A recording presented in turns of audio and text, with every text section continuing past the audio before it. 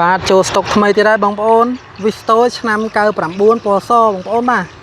បាទជ្រាបសួរប្រិយមិត្តទាំងអស់គ្នាបាទថ្ងៃនេះខ្ញុំបាទលីវិញមកធ្វើបទបង្ហាញអំពីរថយន្តវីស្តូឆ្នាំ99បងប្អូនឡានពណ៌សបាទឆ្នាំ99ឯកសារគ្រប់បាទមានពន្ធស្របច្បាប់ត្រឹមត្រូវបាទពន្ធផ្លូវបងហើយឈៀកក៏បងហើយដែរបងប្អូនបាទអញ្ចឹងបងប្អូនមកមើលប្រជុំឡានសិនបាទឡានស្អាតមែនទែនបាទ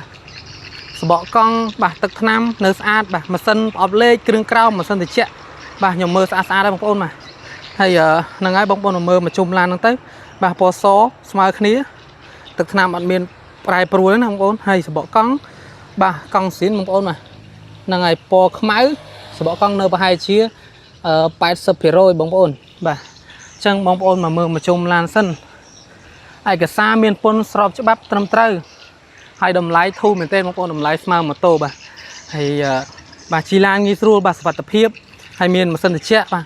បើមេឃភ្លៀងក៏យើងអត់សើមដែរបងប្អូនបាទងាយស្រួលធ្វើដំណើរបាទអញ្ចឹងបងប្អូនមកមើលខាងក្រោយបាទ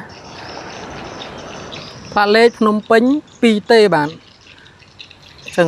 បងប្អូនមកមើលខាងក្នុងទៀតបាទអានេះ UV ក៏បិទហើយបងប្អូនហើយមានតូទឹកបាទតូទឹកមួយឈុតបាទហើយដៃទ្វារក្រុមមេបាទអូខេអញ្ចឹងបងប្អូនមើលខាងក្នុងបាទ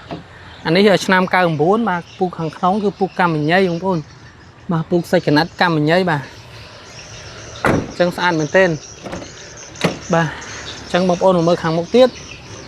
បាទពូកកម្មញ្ញៃដូចគ្នាបងប្អូនមកមានកម្រាលជើងហើយស្រេចបាទស្រោមជាកូតក៏មានបាទអញ្ចឹងឡានស្អាតណាស់បងប្អូនអូខេអញ្ចឹងបងប្អូនបើសិនជាចាប់អារម្មណ៍អាចតាក់ទងមកតាមរយៈលេខ07 គុត 9 គុត 22 33បាទលេខសេខានមួយខ្សែទៀត092 9 គុត 22 33បងប្អូនបាទអញ្ចឹងអរគុណច្រើនបងប្អូនជួបគ្នានៅវីដេអូក្រោយទៀតបងប្អូនបាយបាយ